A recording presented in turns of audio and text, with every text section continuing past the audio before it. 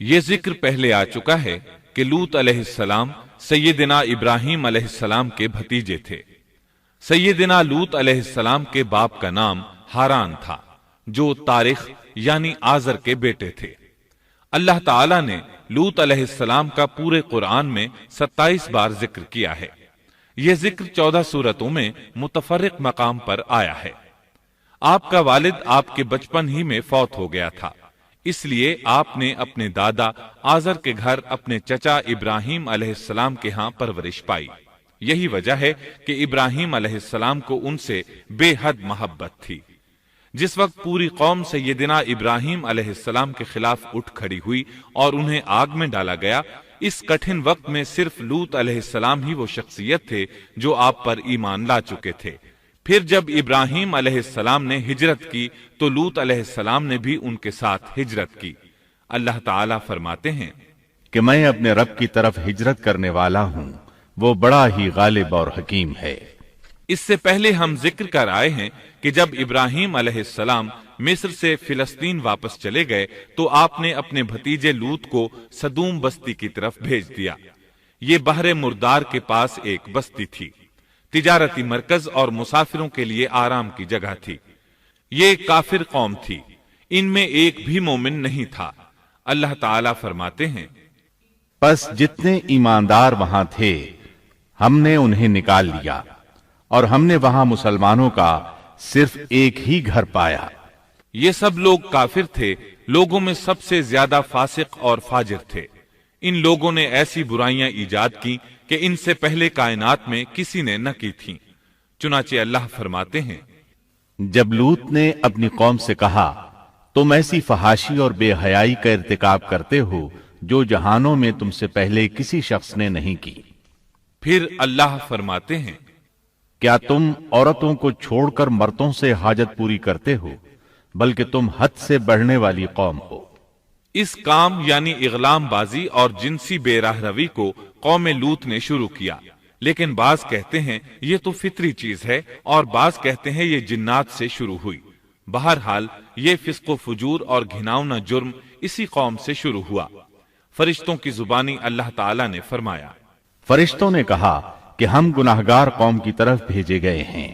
پھر کہنے لگے مگر خاندان لوط کہ ہم ان سب کو تو ضرور بچا لیں گے، سوائے اس کی بیوی کے کہ ہم نے اسے رکنے اور باقی رہ جانے والوں میں مقرر کر دیا ہے۔ اسی طرح لوط علیہ السلام نے ان سے کہا کیا تم جہان والوں میں سے مردوں کے ساتھ شہوت رانی کرتے ہو، اور تمہاری جن عورتوں کو اللہ نے تمہارا جوڑ بنایا ہے ان کو چھوڑ دیتے ہو، بلکہ تم ہو ہی حد سے گزر جانے والے۔ اللہ تعالیٰ نے قرآن میں کتنے ہی مقامات پر اس گناہ کی برائی اور قباحت بیان فرمائی ہے، اس لیے کہ یہ نہایت سنگین اور گھناؤنا جرم ہے۔ اللہ تعالیٰ فرماتے ہیں اور لوط کا ذکر کر جبکہ اس نے اپنی قوم سے کہا کہ کیا باوجود دیکھنے بھالنے کے پھر بھی تم بدکاری کرتے ہو؟ یہ کیا بات ہے کہ تم عورتوں کو چھوڑ کر مردوں کے پاس شہوت سے آتے ہو؟ حق یہ ہے کہ تم بڑی ہی نادانی کر رہے ہو۔ اللہ تعالیٰ نے اس قوم کی قبیح خصلتوں کا جتنا ذکر کیا ہے کسی اور قوم کا نہیں کیا۔ انہیں کافر، مجرم، جاہل اور حد سے بڑھنے والا کہا گیا، کہیں فضول خرچی کرنے والے اور فاسق کہا گیا۔ یہ تمام برائیاں ان میں موجود تھیں۔ اللہ تعالیٰ فرماتے ہیں اور لوط کو یاد کرو جب انہوں نے اپنی قوم سے کہا تم ایسی فحاشی کرتے ہو کہ تم سے پہلے کسی جہاں والے نے نہیں کی۔ کیا تم مردوں کے پاس بدفعلی کے لیے آتے ہو اور راستوں میں ڈاکے ڈالتے ہو اور مجالس میں نہایت برے کام کرتے ہو؟ یہ لوگ اس قدر خبیث تھے کہ بھری مجلس میں برے برے کام کرتے تھے۔ مثلا سب کی موجودگی میں زوردار آواز کے ساتھ ہوا خارج کرتے، پھر اپنی اس حرکت پر ہنستے۔ غرض یہ کہ برائی کی تمام تر صفات ان میں موجود تھیں۔ لوط علیہ السلام پھر بھی انہیں سمجھاتے رہے، لیکن وہ جھٹلاتے ہی رہے۔ اللہ تعالیٰ فرماتے ہیں قوم لوط نے پیغمبروں کو جھٹلایا، جبکہ ان کے بھائی لوط نے ان سے کہا کہ تم اللہ کا خوف نہیں رکھتے۔ میں بلا شبہ تمہاری طرف امانت والا پیغمبر ہوں، اللہ سے ڈرو اور میری اطاعت کرو، اور اس کام پر میں تم سے کوئی اجرت اور مزدوری نہیں چاہتا۔ میرا اجر تو صرف اور صرف जहानों को पालने वाले के जिम्मे है। अंबिया का मिशन ही ये होता है कि तबलीग करते रहें। लिहाजा लूत अलैहिस्सलाम दावत देते रहे, लेकिन दावत के नतीजे में कौम का रद्द अमल क्या था, अल्लाह ने इसका भी जिक्र किया है। बस उसकी कौम का जवाब यही होता कि अल्लाह का अजाब ले आ अगर तू सच्चा है। इस्लाम दुश्मन और काफिर कौमों का जवाब यही होता है। कौम आद और कौम समूद ने भी यही जवाब दिया था। दूसरी आयत में है, लूत ने उन्हें हमारी पकड़ से डराया, यानी उन्होंने कहा, ए कौम, अल्लाह की पकड़ से और अजाब से बच जाओ, मोहतात हो जाओ।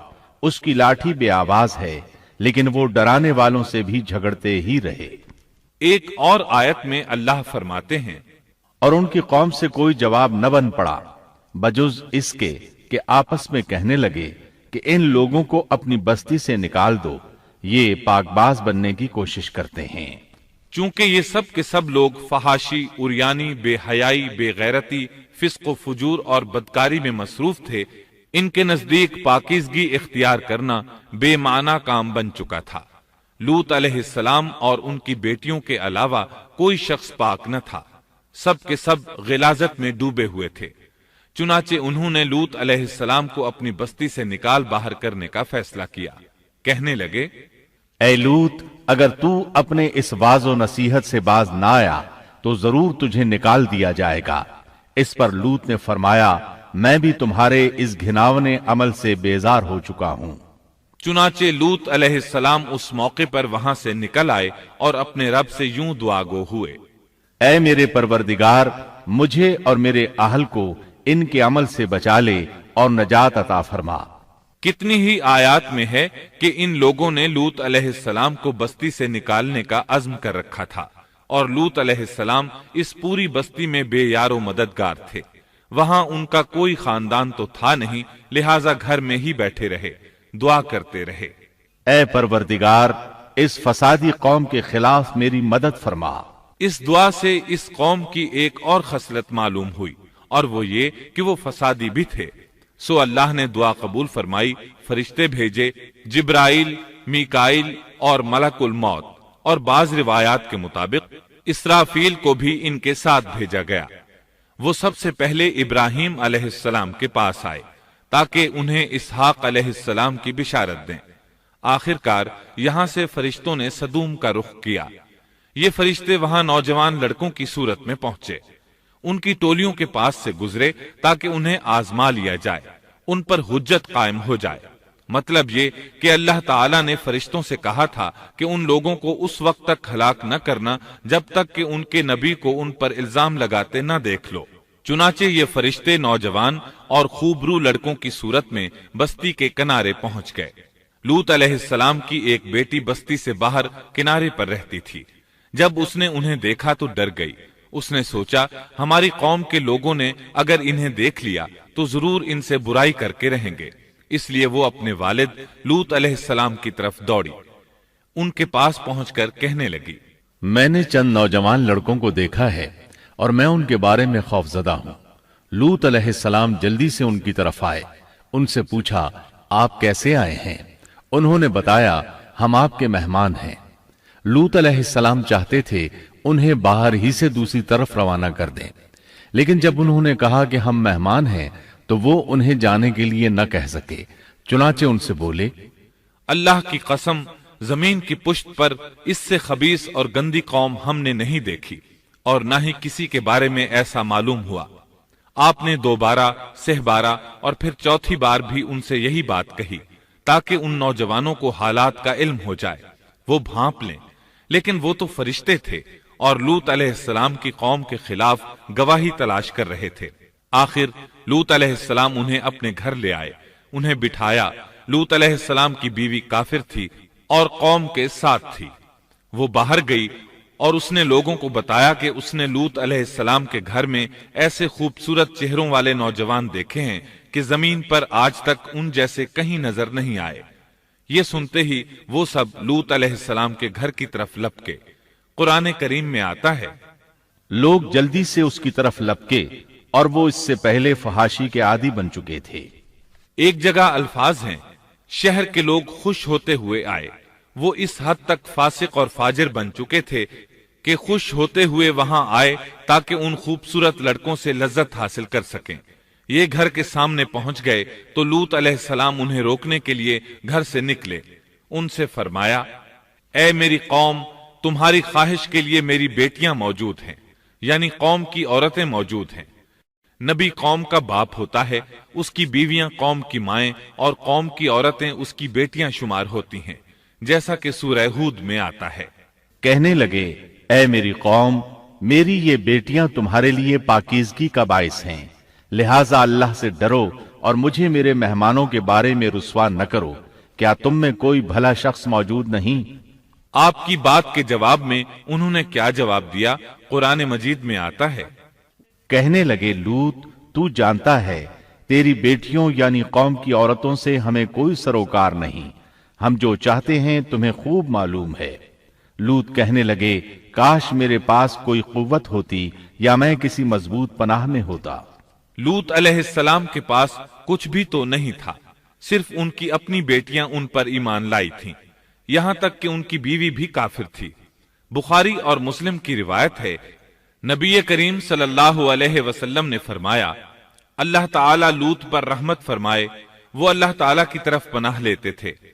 مفسرین کا کہنا ہے کہ لوط علیہ السلام کے بعد اللہ نے جو نبی بھیجا وہ کسی اونچے خاندان اور قبیلے کا چشم و چراغ ہوتا تھا، جو اس کی حفاظت کرنے کے قابل ہوتا تھا۔ لوط علیہ السلام کے ساتھ کوئی مددگار نہیں تھا۔ ایک دوسرے مقام پر اللہ تعالیٰ فرماتے ہیں، اور شہر کے لوگ خوش ہوتے ہوئے آئے۔ لوط نے کہا، یہ میرے مہمان ہیں، مجھے رسوا نہ کرو، اللہ سے ڈرو اور مجھے ذلیل نہ کرو۔ انہوں نے کہا، کیا ہم نے تجھے جہان والوں کے بارے میں منع نہیں کیا؟ یعنی انہوں نے آپ کو تبلیغ وغیرہ سے بھی روک دیا تھا۔ لوط نے کہا، اگر خواہش پوری کرنا چاہتے ہو تو میری بیٹیاں یعنی قوم کی عورتیں موجود ہیں، ان سے کر لو۔ اے پیغمبر، تیری عمر کی قسم، وہ لوگ اپنی مدہوشی میں مست تھے۔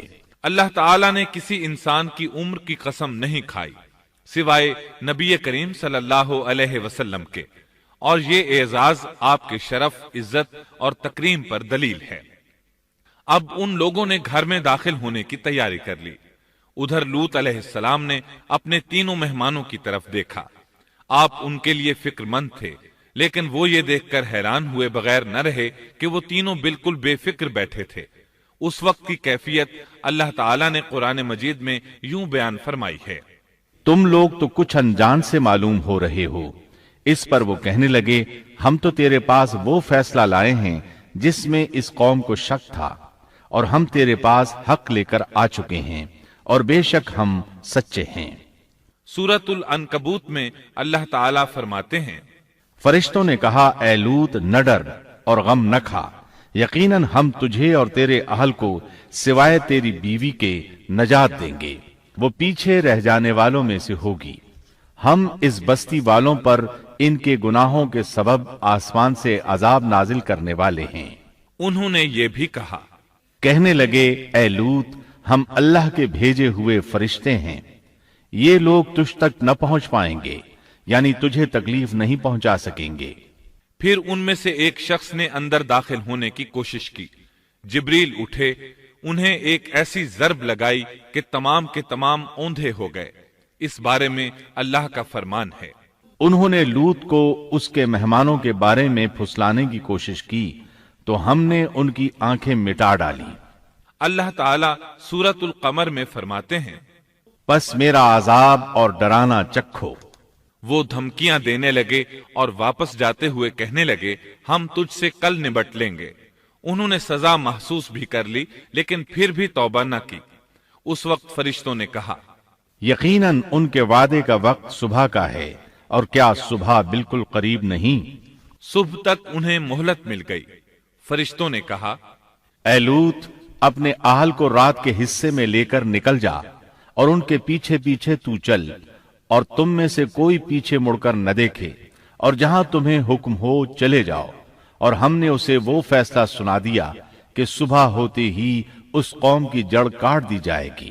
اسی طرح اللہ تعالیٰ سورۃ الشعراء آیت 170 اور 171 میں فرماتے ہیں، ہم نے اسے اور اس کے تمام اہل کو نجات دی سوائے اس کی بیوی کے جو پیچھے رہنے والوں میں سے تھی۔ سورۃ القمر میں اللہ تعالیٰ فرماتے ہیں، تمام ہلاک ہو گئے سوائے لوط کی آل کے، انہیں ہم نے صبح سحری کے وقت یعنی رات کے آخری حصے میں نجات دی، یہ ہمارا احسان تھا اور اسی طرح ہم شکر گزاروں کو بدلہ دیتے ہیں۔ چنانچہ لوط علیہ السلام نکل کھڑے ہوئے، ان کے ساتھ ان کی صرف 2 بیٹیاں تھیں، وہ بستی سے نکل گئے، پھر صبح ہوئی، روشنی پھیلنے لگی تو عذاب آ گیا، اور صبح سویرے ہی انہیں ٹھہرنے والے عذاب نے آ لیا، پس تم میرے عذاب اور ڈرانے کا مزہ چکھو۔ یہ عذاب کیسا تھا؟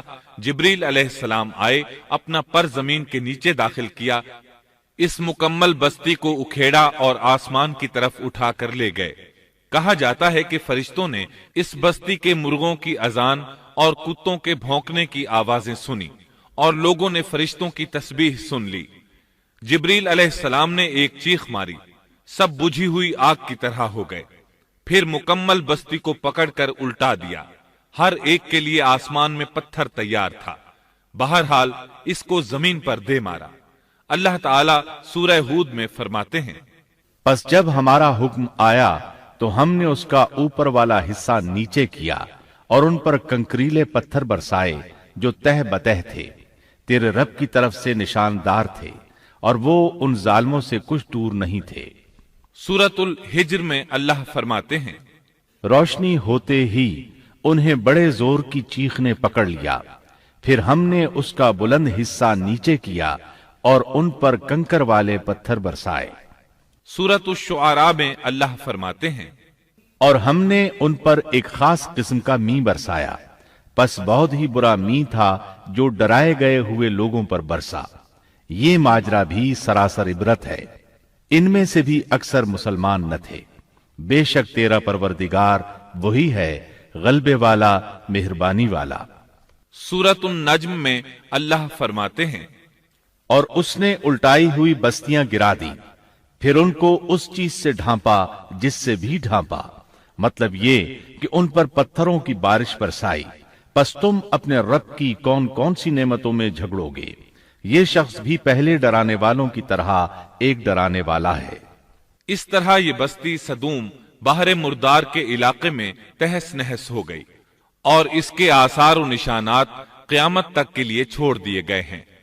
ان نشانات کو اسی لیے باقی چھوڑا گیا ہے کہ سارا جہان ان کو دیکھ کر عبرت پکڑے، فحاشیوں سے باز آ جائے، خاص طور پر سب سے بڑی فحاشی جو قوم لوط کا عمل تھا، اس سے باز آ جائیں۔ سیدنا لوط علیہ السلام کے اس قصے میں قرآن حکیم اور احادیث نبوی سے یہ بات ثابت ہوتی ہے کہ سیدنا لوط علیہ السلام جس قوم کی طرف مبعوث کیے گئے تھے، وہ قوم اخلاق کے اعتبار سے بالکل ختم ہو چکی تھی، اور اب اس کی اصلاح ناممکن ہو چکی تھی۔ اس قوم نے اپنے جرم کو جرم بھی نہیں سمجھا تھا۔ عام مقامات پر اعلانیہ بے حیائی کرنا ان کا مشغلہ تھا۔ یہ ایسا عمل تھا جس کی ماضی میں کوئی نظیر نہیں ملتی۔ مردوں کا مردوں سے اختلاط اور عورتوں کا عورتوں سے، یہ ایسا فعل تھا جو جنگل کے وحشی جانور بھی نہیں کرتے۔ یہی وجہ تھی کہ یہ قوم اپنے میں سے کچھ نیک لوگوں کو بھی برداشت نہیں کرتی تھی۔ وہ انہیں نیکی اور شرافت کی دعوت دیتے تھے، اسی لیے وہ ان کے سخت مخالف ہو گئے تھے۔ قرآن کریم نے اس قوم کے 3 بڑے جرائم کا ذکر کیا ہے۔ یہ کہ تم مردوں سے بدفعلی کرتے ہو، مسافروں کو لوٹ لیتے ہو، عام مجلسوں میں اعلانیہ فحاشی کرتے ہو۔ ان 3 گناہوں میں سے سب سے پہلا گناہ بدترین گناہ تھا۔ یہ گناہ اس قوم سے پہلے کسی نے نہیں کیا تھا، گویا وہ اس گناہ کو ایجاد کرنے والے تھے، اور یہ گناہ زنا سے بھی زیادہ شدید ہے۔ قرآن کریم اور احادیث کی روح سے اغلام بازی ایک بدترین گناہ ہے۔ احادیث میں اس گناہ کی مختلف سزائیں آئی ہیں۔ ایک روایت میں ہے کہ فاعل اور مفعول دونوں کو قتل کر دو۔ بستی سدوم عذاب کے نزول سے قبل کن حالات سے دوچار تھی، سورۃ الزاریات آیت 35 اور 36 میں یوں بیان ہوا ہے، پھر ہم نے ان سب لوگوں کو نکال لیا جو اس بستی میں مومن تھے، یعنی لوط علیہ السلام اور ان پر ایمان لانے والے، سو ہم نے اس بستی میں سوائے ایک گھر کے مسلمانوں کا کوئی گھر نہ پایا۔ اس کا مطلب ہے وہاں صرف سیدنا لوط علیہ السلام اور ان کا گھرانہ مسلمان تھا، باقی سب گھر کافروں کے تھے۔ اللہ تعالیٰ کسی قوم کی مکمل تباہی کا فیصلہ اس وقت تک نہیں کرتے جب تک کہ اس قوم میں کچھ قابل لحاظ بھلائی موجود ہو، مگر جب قوم کا حال یہ ہو جائے کہ اس میں بھلائی آٹے میں نمک کے برابر بھی باقی نہ رہے، تو ایسی صورت میں اللہ کا قانون یہ ہے کہ نبی اور اس پر ایمان لانے والوں کو اپنی قدرت خاص سے کسی نہ کسی طرح بچا لیا جاتا ہے، اور باقی لوگوں کے ساتھ وہی معاملہ کیا جاتا ہے جو ہوش مند تاجر اپنے ٹوکرے کے گلے سڑے پھلوں کے ساتھ کرتا ہے۔ اچھے پھل ان میں سے نکال لیتا ہے اور سڑے ہوئے باہر پھینک دیتا ہے۔ عذاب کے بعد اللہ تعالیٰ نے اس شہر کے کھنڈرات کے بارے میں سورۃ الزاریات آیت 37 میں یوں فرمایا ہے، اس عذاب کے بعد ہم نے وہاں بس ایک نشانی ان لوگوں کے لیے چھوڑ دی جو دردناک عذاب سے ڈرتے تھے۔ اس نشانی سے مراد بحیرہ مردار ہے۔ اس کا جنوبی علاقہ آج بھی ایک عظیم تباہی کے آثار پیش کر رہا ہے۔ ماہرین آثار قدیمہ کا خیال ہے کہ قوم لوط کے 5 بڑے شہر شدید زلزلے سے زمین میں دھنس گئے تھے اور ان کے اوپر بحیرہ مردار کا پانی پھیل گیا تھا۔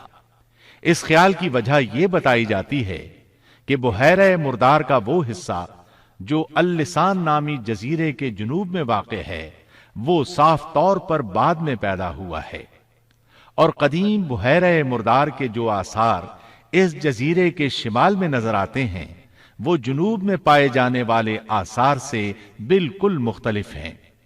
ماہرین آثار قدیمہ نے اس سے یہ بات اخذ کی ہے کہ جنوب کا حصہ پہلے اس بحیرہ کی سطح سے بلند تھا، بعد میں زلزلے سے دھنس کر زمین کے نیچے چلا گیا۔ اس دھنسنے کا زمانہ بھی 2000 برس قبل مسیح کے قریب معلوم ہوتا ہے، اور یہ زمانہ تاریخ کے اعتبار سے سیدنا ابراہیم علیہ السلام اور سیدنا لوط علیہ السلام کا زمانہ ہے۔ 1965 عیسوی میں آثار قدیمہ کی ایک امریکی ٹیم کو اللسان جزیرے پر ایک بہت بڑا قبرستان ملا۔ اس میں 20,000 سے زائد قبریں تھیں۔ اس سے اندازہ ہوتا ہے کہ قریب ہی کوئی بڑا شہر آباد تھا۔ اس لیے عین ممکن ہے کہ جس شہر کا یہ قبرستان ہے وہ بحیرہ میں غرق ہو چکا ہو۔ بحیرہ کے جنوب میں جو علاقہ ہے اس میں اب بھی ہر طرف تباہی کے آثار موجود ہیں، اور زمین میں گندھک، رال، کول تار اور قدرتی گیس کے اتنے بڑے ذخائر پائے گئے ہیں کہ ان کو دیکھ کر یقین ہو جاتا ہے کہ کسی وقت بجلیوں کے گرنے سے یا آتش فشاں کا لاوا نکلنے سے یہاں آگ پھٹ پڑی تھی۔ اللہ تعالیٰ سورہ ہود کی آیت 83 میں ارشاد فرماتے ہیں، پتھراؤ کا یہ عذاب آج بھی ظالموں سے دور نہیں۔ مطلب یہ کہ جو قوم اس قوم کی طرح ظلم اور بے حیائی پر جم جائے وہ اپنے آپ کو اس جیسے عذاب سے دور نہ خیال کرے۔ لوط علیہ السلام کے حالات اور واقعات قرآن کریم کی روشنی میں آپ نے سنے۔